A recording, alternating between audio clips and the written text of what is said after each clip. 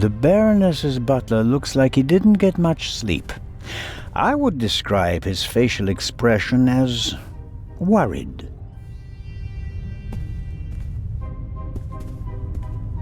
Hello, Mr. Inch. Oh, Constable, hello.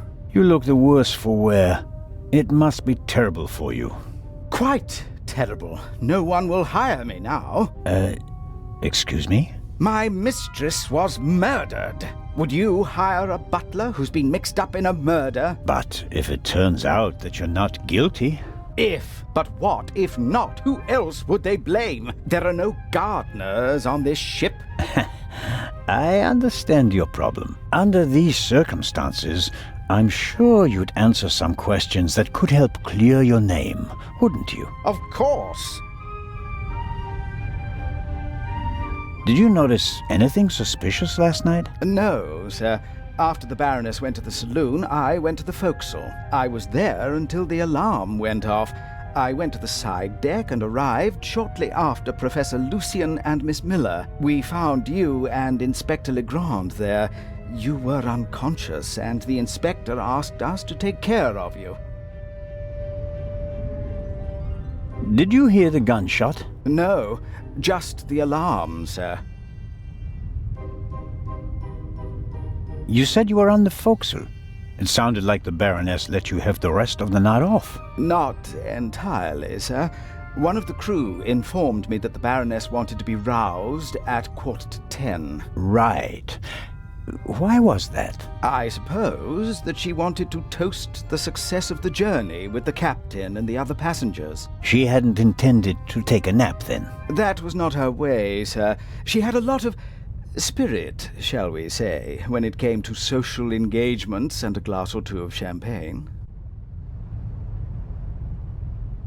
The Baroness's cabin seems to have been ransacked. Indeed, sir, by the Baroness herself. Really? She was searching for something the entire afternoon. And did she find it? I think she did, sir, yes. She was in high spirits when she finally left her cabin. You wouldn't happen to know what she was looking for, would you? I'm afraid not. Would you describe the Baroness as orderly? Well, she always had a lot of responsibilities, sir. That doesn't answer my question. She used to take a lot of luggage on journeys, and I helped her keep track of it as best I could. She was always very angry when she couldn't find something. What about the photos and the documents I saw in her cabin? I really don't know. They were out of bounds to me, sir. Memories from the war, I'd say. They meant a lot to her. The Baroness seemed to be pretty drunk the last time I saw her. Is that so? Does that surprise you? Did the Baroness not drink? Oh, yes, she drank. It was no secret. I understand. How serious was her habit? Serious enough, sir. Was she under any medical supervision? Certainly not, sir. She adamantly refused to see a doctor. Like so many elderly women, she had a distinct aversion to hospitals and the like.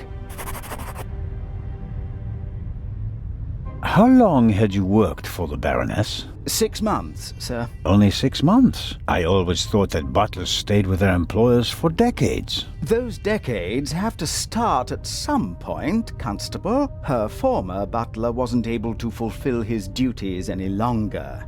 Gout, sir. I understand. I took on his duties and hoped for a secure position for the next 20 years. May I ask what happened to your arm?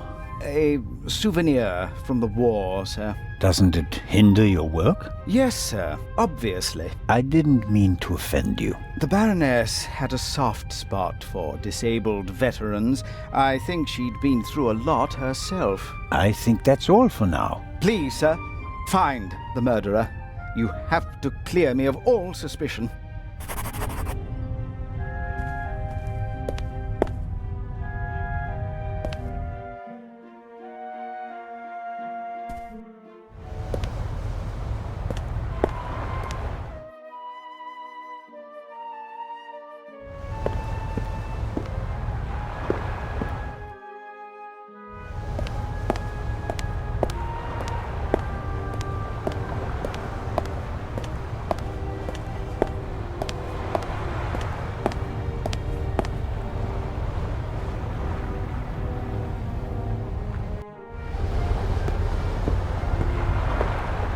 We were here yesterday when we heard the shot, and it was also here where Legrand caught our stowaway. A boat like this would also make a good hideout for a stowaway.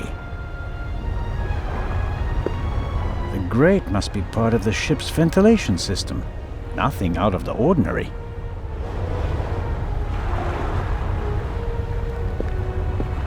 The ship's bridge. 2 men. One of them navigating. I get the impression that the officers keep things running. It seems like the captain concentrates on the passengers and the bar.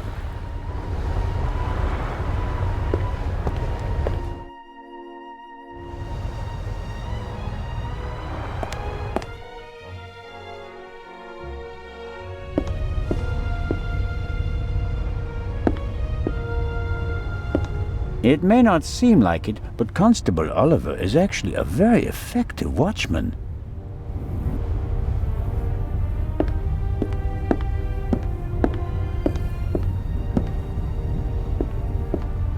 I wonder if this game is an advanced version of bocce. Maybe the inventor realized that it's difficult to play ball games on a boat and came up with an alternative.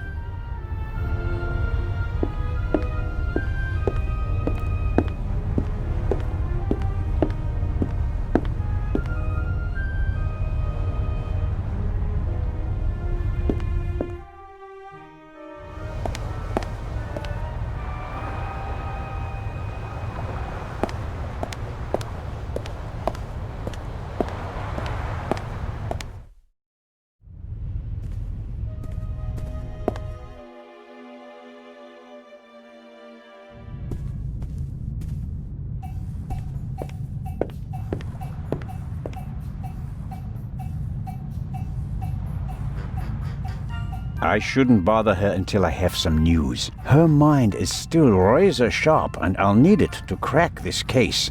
I don't want to blunt it by using it too often.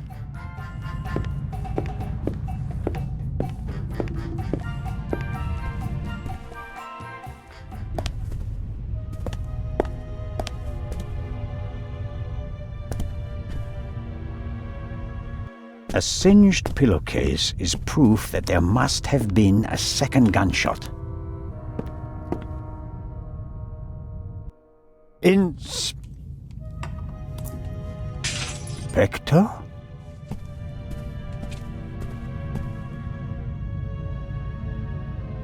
Can't you knock? I didn't realize. I'm not getting anywhere. I'm going to question each passenger individually. Anyone without an airtight alibi will be checked for gunshot residue. But, Inspector... People trip up when you put pressure on them, Constable Zellner. The Raven is nervous. He's changed his methodology and become a murderer. I'll see it in his eyes.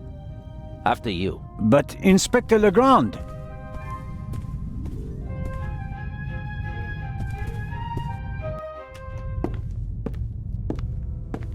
We have no proof that the Raven and the murderer are the same person. You may not know it, but I do. I will catch him, with or without your help.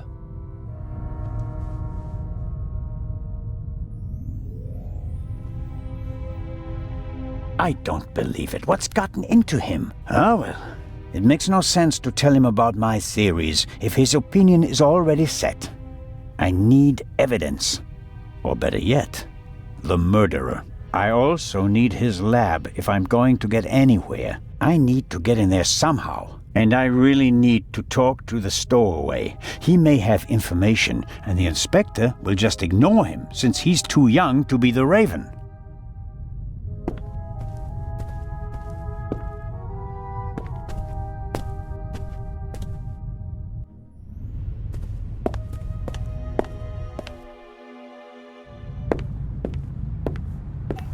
Mr. Kreutzer, come on, you have to give me a bit more. You're the only one who was on the train and who has no alibi for last night. As I said, I was in my cabin. Are you sure that it was your cabin and not the Baroness's? Legrand will question the guests, one after another. But if he doesn't get the answers that he wants to hear, it could become unpleasant for them.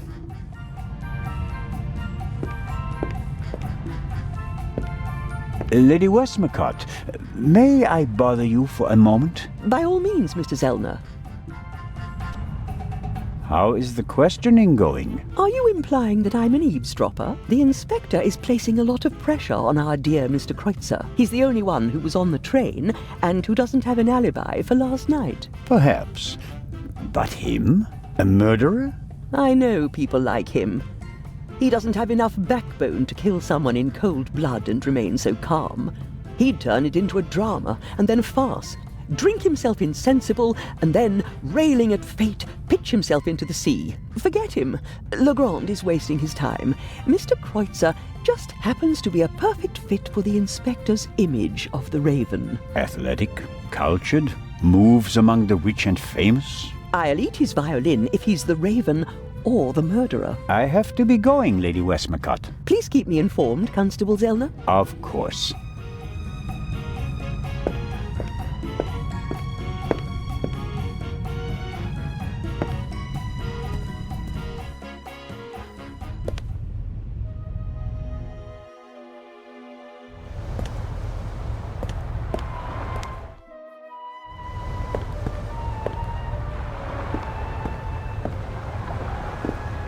Miss Mayers seems to have found an opportunity to do nothing.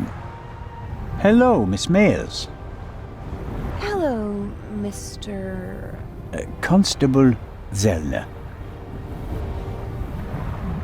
Did you hear or see anything suspicious last night? No, I didn't feel very well last night. I went to bed early. So, you're feeling better this morning? Thanks for asking. Do you think it's appropriate to go sunbathing in a situation like this? What situation? A woman was murdered last night. If refusing to sunbathe could bring the dead back to life, I'd go back to my cabin immediately. I'm sure your parents are truly sorry that they can't be with you at this difficult time. Maybe, but I'm not a little girl anymore. And thinking about my fiancé keeps me going. You're engaged? Yes. My boyfriend and I got engaged right before the trip. I want to surprise my parents, especially my dad. I'm sure he'll be very surprised. But what will you do if your father doesn't agree to the engagement? What choice does he have when he put me on this boat full of thieves and murderers in the first place? Charming.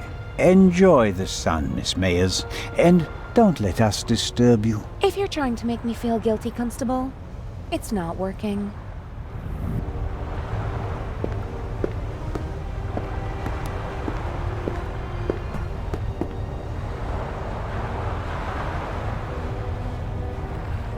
Captain DeConti seems old and tired. The price you pay for a life like his, I suppose. I'm sure Captain DeConti wouldn't mind a chat, but I don't think he can help me at the moment.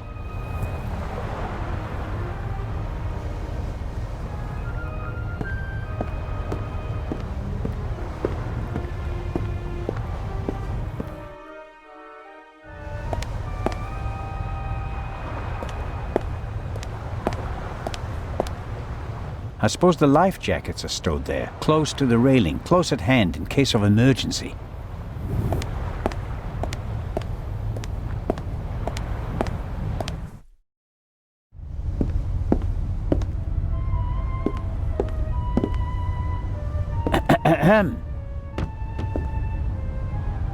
What do you want?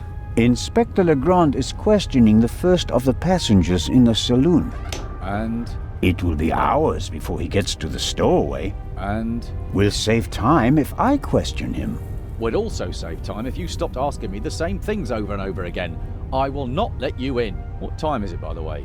Got an appointment? No, but I'm hungry. Go and get yourself something. I'll mind the door in the meantime. Aha. You could bring me something, though. So, what do you want to eat? Oh, anything. An apple or something like that. Leave it with me. Yeah, thanks.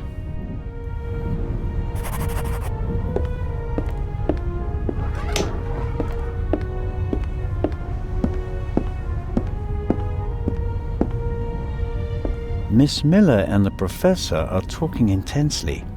She seems pretty relaxed, by her standards. Good morning, Miss Miller. Professor Lucien?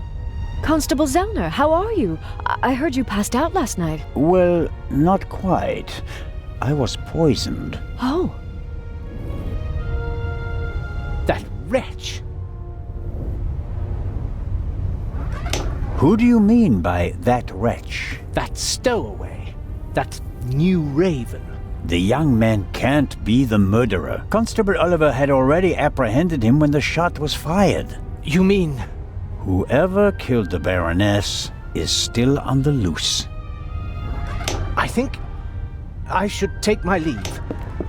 I'd like to rest for a while. One last question, Professor. The safe in Legrand's cabin can only be opened with 3 keys. Am I right? That's correct. We sent the first to Monsieur Mokhtar of the Egyptian Museum via air freight. I have one, and the inspector has the other. But it was originally planned that someone else should carry the 3rd key, right? You are well informed, Constable. Baroness von Trebitz should have had it. But then there were... concerns. And for that reason, Inspector Legrand took it himself. Was that his idea? Well, yes, you could say that. I want to go back to my cabin. I'll see you later, Mary. Oh, of course. See you later.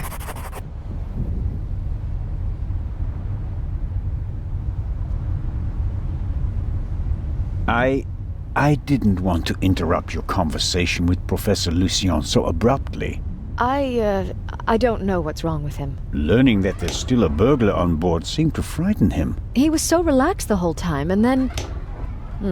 And then the stupid Swiss constable came by and made him anxious. Oh, I didn't mean that. No matter. I'm sure he'll calm down and come back soon enough. May I ask you a few questions? Of course. How was last night for you? It was awful. I was having a conversation with Edgar, Professor Lucien, here on the forecastle. Then I wanted to look for the lady and went forward via the side deck. When I passed the Baroness's cabin, I heard a muffled scream. You heard a scream? Yes. I thought the Baroness probably had a fall. I went to the door and listened for a moment. Since I couldn't hear anything, I knocked on the door and asked whether she was all right. There was no answer. Interesting. And then? I didn't know what to do, so I tried to open the door. It was locked. I saw the Baroness's butler, Mr. Inch, on the forecastle. I thought he might have the key and went back. On the way, the bobby crossed my path, and then Edgar, who wanted to check the safe. I explained the situation to him, and then the alarm went off. How did the scream sound? It was a short outcry, very frightened, as if someone had been startled. Was it a woman's voice? Yes, the voice was high. So it could have been a scream from the Baroness. Possibly because she discovered someone in her cabin. Possibly. That person might have threatened her with a weapon, so that she wouldn't scream for help. Oh, God. He waited until the coast was clear. Oh, please, stop it, Mr. Zellner. The Baroness's butler said that he was on the forecastle as well? Yes, he was standing on the other side of the deck smoking a cigarette. Was he on the forecastle the whole time? I'm not sure. He was there, and later he was on the side deck with us.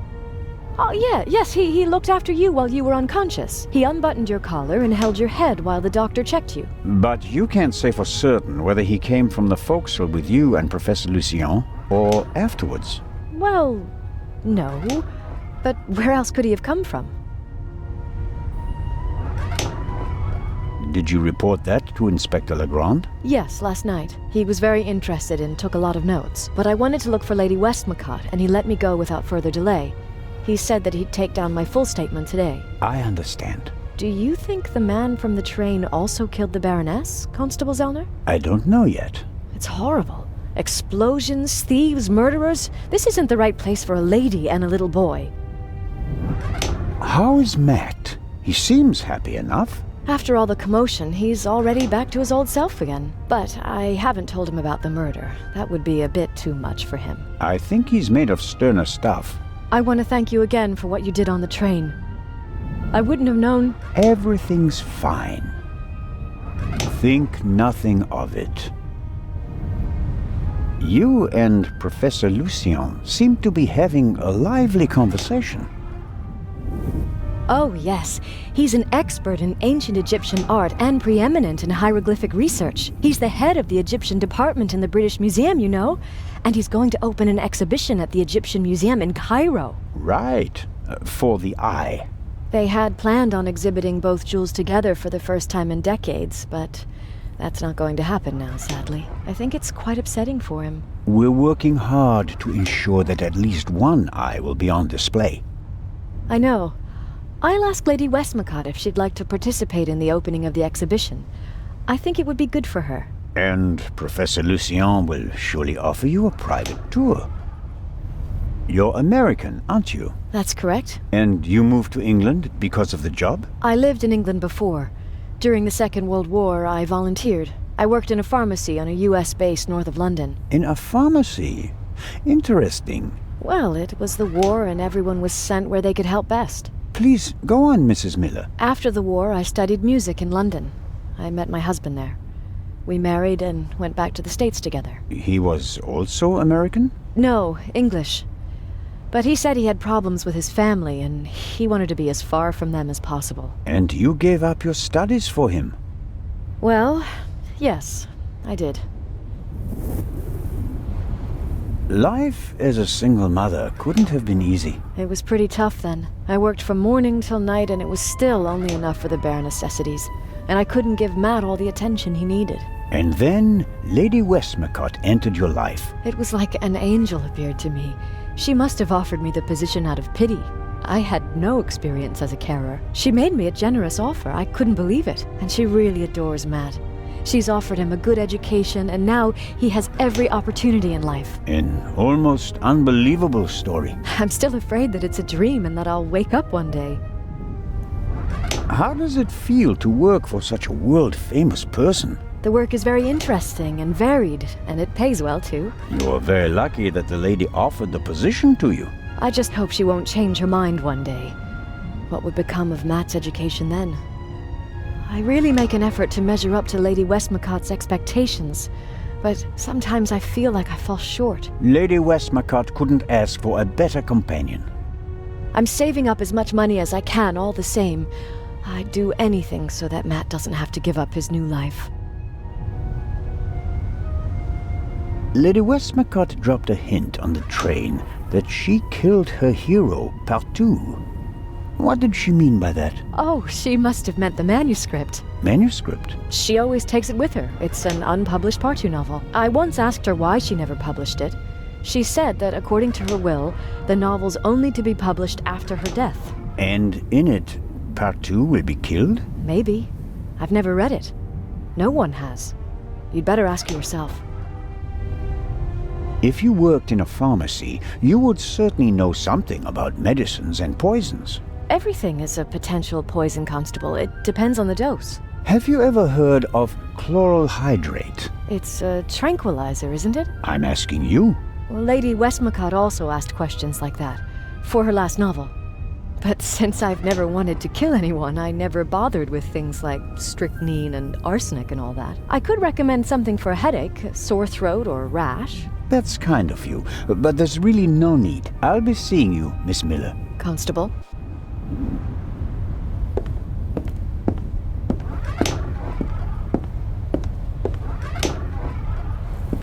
Matt is keeping himself busy with that strange game. He seems to be okay again, but I think he'd be running around all over the place if he'd really come to terms with what happened on the train. Hello there, partner. Hi. Are you all right? Uh-huh. Have you recovered from our adventure? Mm-hmm. Mr. Zellner. Hmm? What's going on? What do you mean? Everybody's acting so strange, and there's tape across that door. I saw that in a movie once. You don't have to be worried. Is it about the man from the train? It might be about the thief, yes. Haven't you caught him yet? I'm working on it. Okay. I heard you and your mom used to argue a lot. We did. Everything was bad. The house, school, the other kids. We didn't have much money, and I was always alone. You do know that your mother would love to have been with you, don't you? She had to go out to work to earn money. She wouldn't have had to, if Dad were still around. And how do you get along with her now? I'm always happy when we do something together on vacation. She has more time for me now, and I like my boarding school. I have lots of friends, and the teachers aren't so bad. Your mother and Professor Lucien seem to be on very good terms with each other. Don't you like him? Don't know. He seems to be very nice. I guess. Lady Westmacott is all by herself in the saloon. Maybe you'd like to visit her later. Sure, the lady tells exciting stories. I know. She's my favorite writer. She told me that it's not much fun to write detective novels. She'd rather write something else, but her fans always want the same thing. They made her rich and famous. I told her to write what she wants to write. If it's good, someone will buy it. And if not, at least she had fun writing it. Then she smiled and nodded. She said it was a good idea. What are you playing there? I'm playing shuffleboard. At least I'm trying to. Never played it before. It's easy. Professor Lucien explained it to me. And who won? We didn't play. You didn't want to play with him, did you? Do you want to play a game with me? Sure. Then let's get started. Oh yeah. What are we playing for? I thought we'd just play for fun. That's boring. We have to bet something. Otherwise it isn't fun. You English people. So I'll bet my brand new slingshot. And you? I don't want to gamble. How about ice cream in Cairo? Okay. If I win, I get the slingshot. If I lose, I get an ice cream in Cairo. Hey! Never try to cheat Matt Miller. So, what do you say? Ice cream versus slingshot? All right. Let the games begin.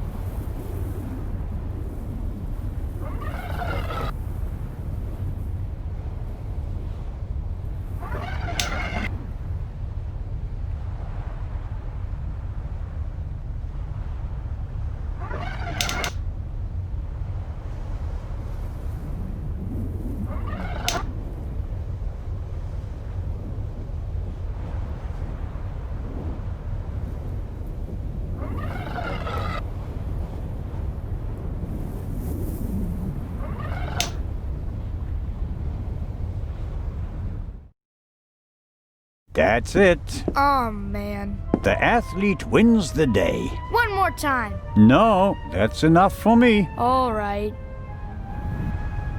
Here, Are you sure? gambling debts are debts of honor. I'll give it back to you when I don't need it anymore, okay? Okay, but make sure my mom doesn't catch you with it. She thinks it's dangerous.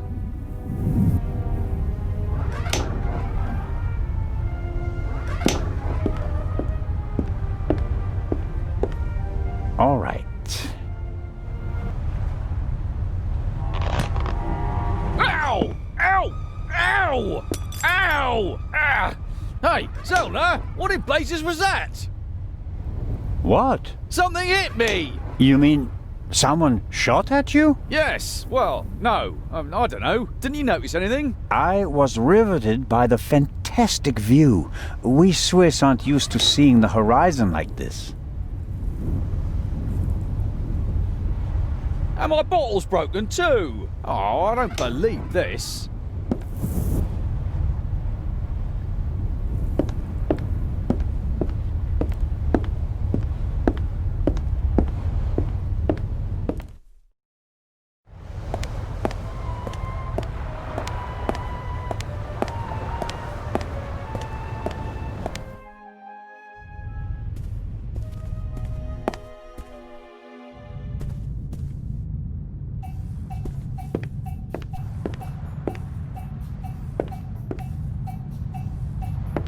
Lady Westmacott, By all means.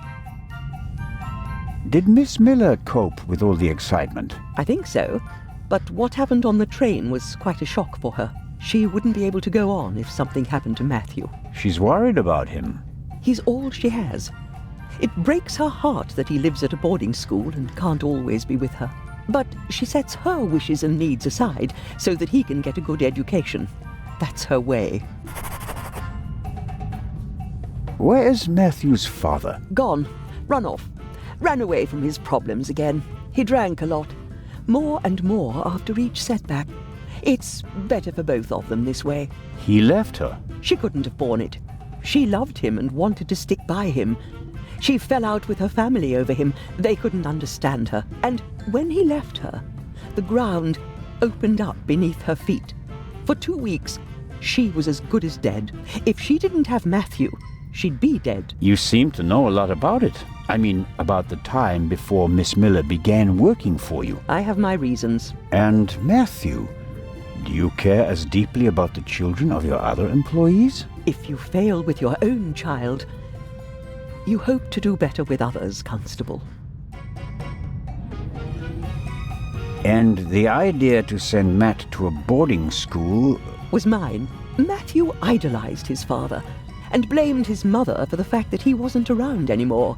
I was afraid the situation would escalate if he had to live on a country estate alone with his mother and some old people. I think I was right. He quickly made friends at boarding school. He's popular, well-liked, a real athlete according to his teachers, and his relationship with his mother has improved as well. He's headed in the right direction.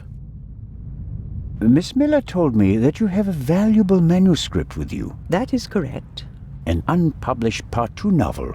The manuscript must be worth a fortune. Oh, it's not just any Part 2 novel. I wrote it 20 years ago, but it will only be published after my death. It's Part 2's last case. Maurice Part 2 dies. You're going to kill him off? I already have.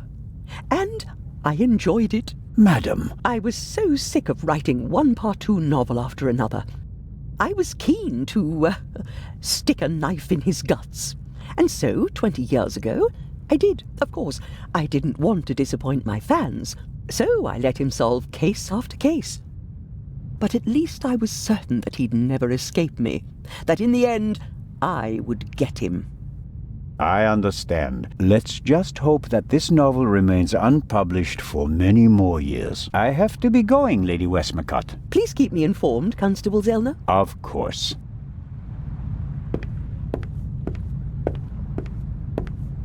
Whatever Constable Oliver wants, he's getting ham and eggs.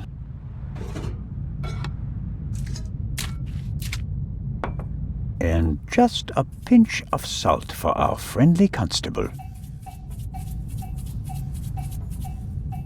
Good.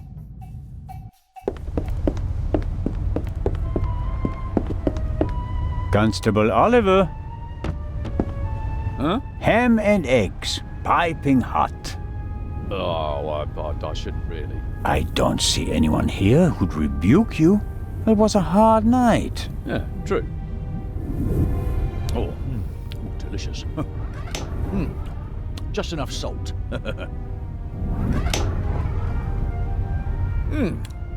Oh, that was good of you. Cheers. You don't expect me to wash your dirty dishes as well, do you? Oh, of course not, Your Majesty. Could you bring me something to drink? Those ham and eggs were pretty salty. I'm sorry. I have to proceed with my investigations. Goodbye.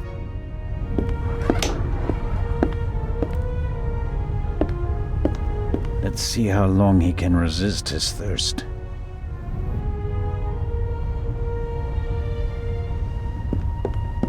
Not long at all.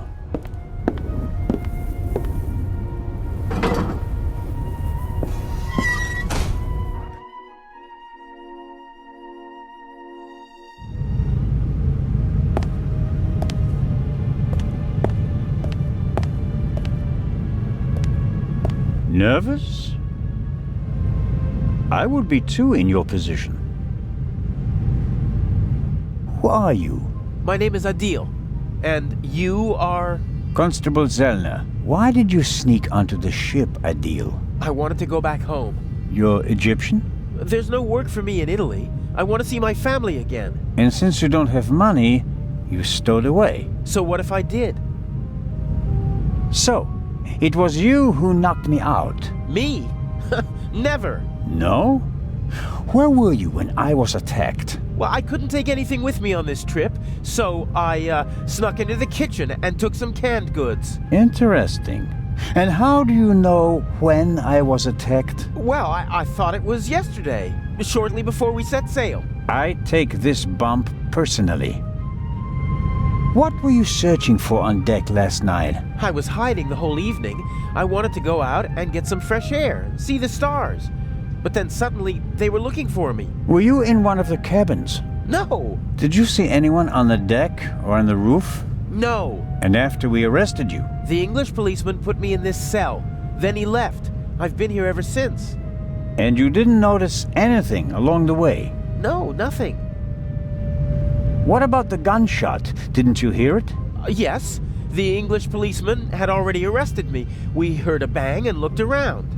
And then? Then, the Bobby was in a hurry to get rid of me. He almost pushed me down the stairs and locked me in here. He left, and then a short time later, the alarm went off. Constable Oliver wasn't with you anymore when the alarm went off? No. I was scared that the ship would sink with me sitting here like a rat in a trap. It's hard for me to believe a single word of your story.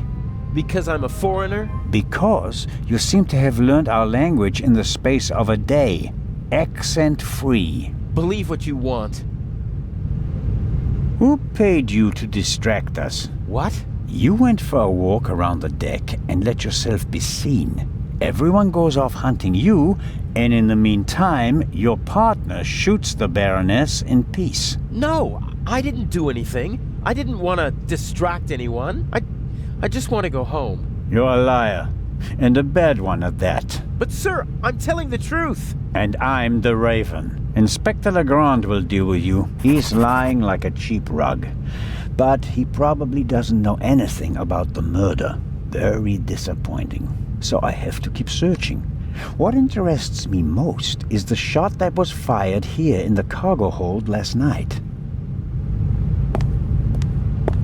The cargo hold also seems to serve as a changing room for the crew, at least for the ones who don't wear white uniforms.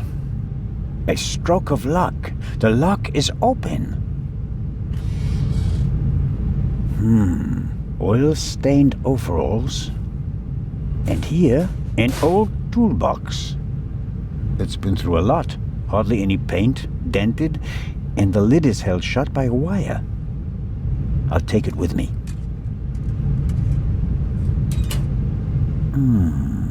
Some wrenches, a bit of wire wool, an oily cloth, and here, a screwdriver.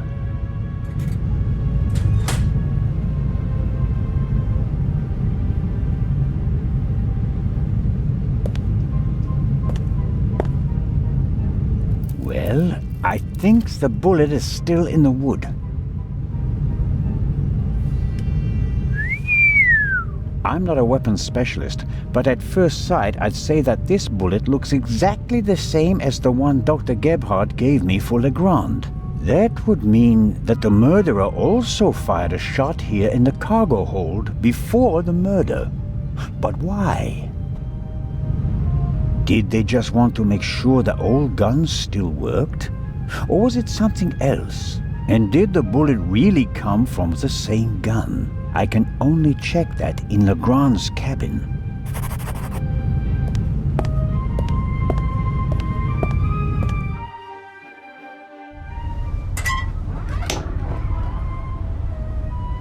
That takes the biscuit. I noticed that the door was unguarded. I just wanted to make sure that everything was all right. Tell it to Legrand. He's expressly forbidden anyone to speak to the witness before he does.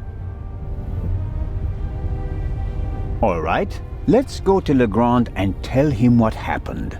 You fell asleep and then you left the door unguarded. Well, are we going?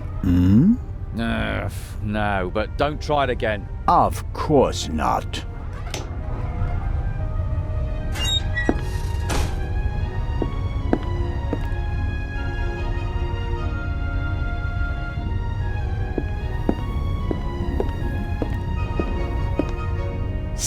Matt.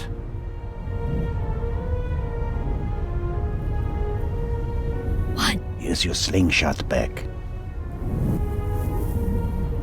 Really? Thanks. You're welcome, but you should put Constable Oliver on the list of people who'd better not see it. I understand. Don't worry, I'll be careful. Good man.